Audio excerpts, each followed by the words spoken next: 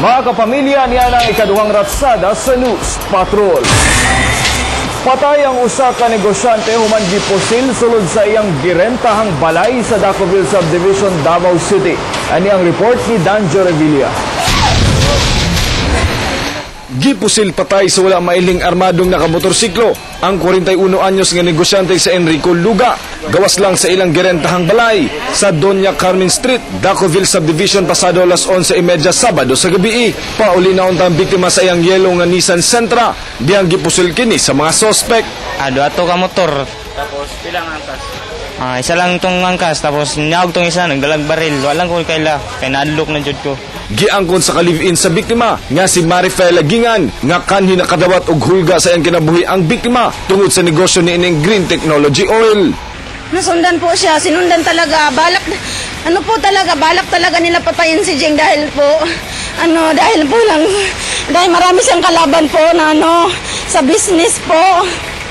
So business. Pinag-initan po siya, opo. Bali, datay posible duha ka anggulo.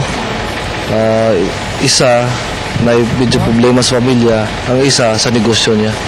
Ginaimbestigahan pasab sa kapulisan ang krimen aron matumbok ang motibo sa mga sospek. Kinsa gipangita na sab sa mga pulis. Danjo Revilla, ABS-CBN News.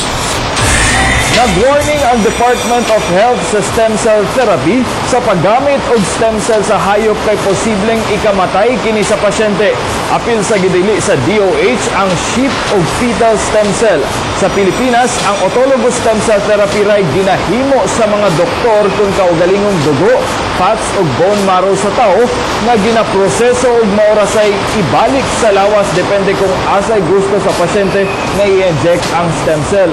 Kinahanglang mangonsulta na sa mga eksperto kung adunay ginatanyag nga baratong stem cell therapy. Kay dinhi sa Pilipinas, 750,000 ngadto sa 2 million pesos ang singil sa matag procedure sa stem cell therapy. The safest stem cell therapy is the autologous fat, blood, and bone marrow. That's the safest, and that is the one that's approved by the Department of Health. Other than that, we don't approve it, and we don't do it.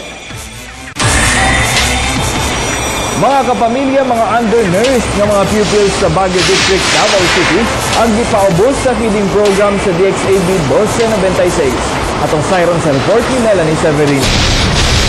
Kapin 500 ka mga estudyante sa Kadalian Elementary School, Kadalian Daycare Center ug Pictan Elementary School sa Baguio District, Davao City ang nakabenepisyo sa feeding program sa DXAB 1296 subay sa kasaulugan sa Nutrition Month ning bulana. Dala ang temang gutom at malnutrisyon sa masama nating wakasan. 46 ka mga pupils ang gikonsider ang undernourished ang nutritional status base sa monitoring sa DepEd. 40 pupils. Yes, sa nutritional status nila. Gawa sa paghatag og mga pagtulunan sa tamang nutrisyon, una sa libreng gupit ug medical check-up. Although maingon ta nga dili gyud priority ang vitamins kana kung balance imong diet. Pero kung imong diet dili balance, kaning kanon ra way sudan, tagaig supplement nga vitamins. So kami naami nga sample nga vitamins dire.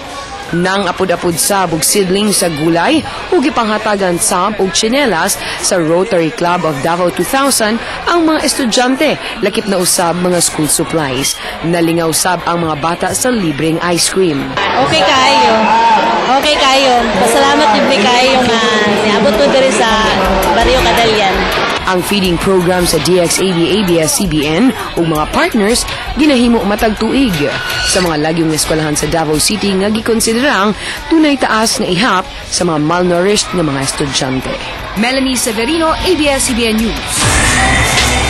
Og mo katong mga balitang naglangkod sa News Patrol karong buntaga, mga kapamilya, daghang salamat. Let's go.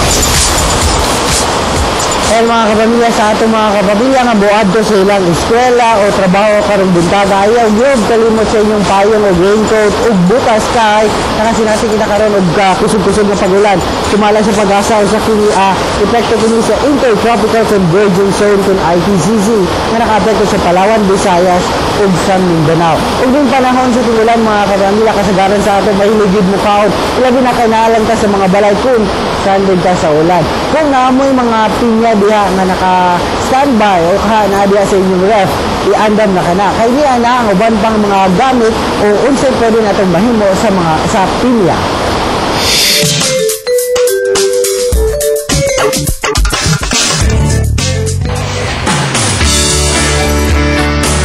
Tropical fruit nga pinya ang usa sa pinaka-healthy nga prutas sa tibuok kalibutan. Ang pineapple na fruit is known siya nga rich in fiber, no? So basically ang matag niya sa atong lawas is makatabang siya aron ma-detoxify ang atong lawas sa mga toxins nga atong makuha everyday. Apan aside sa makaon nato kini nga fresh, napay lain-laing produkto nga pwede natong pilian. Sa mga mahilig magluto, pwede ninyong magamit pang sahog ang pineapple vinegar. Karong ting-ulan, swak nga pampainit ang pineapple vino, usa ka variation sa wine nga naay fruity taste.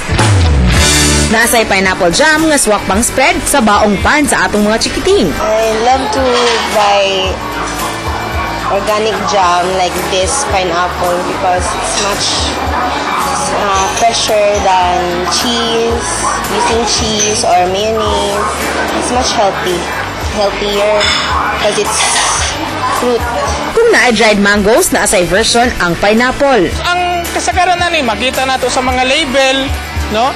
Tan-aw na do kung certified ba sa FDA or kung katong mga product nga dili na kinahanglan certification, dapat kabaluta nga ang producer jud ani is sigurado jud nga nagaproduce jud og organic product. Alang sa Consumer Watch, ako si Marjorie Dalipe. Okay, mga kapamilya, price of the week sa ta. Lahi na sa itong premyo karong semana ha, mga kapamilya, usa ka rice steamer. O syempre, tag na lang ninyo kung tagpila kining rice steamer o i-post ninyo sa Facebook fan page sa Mayong Buntag Mindanao Official.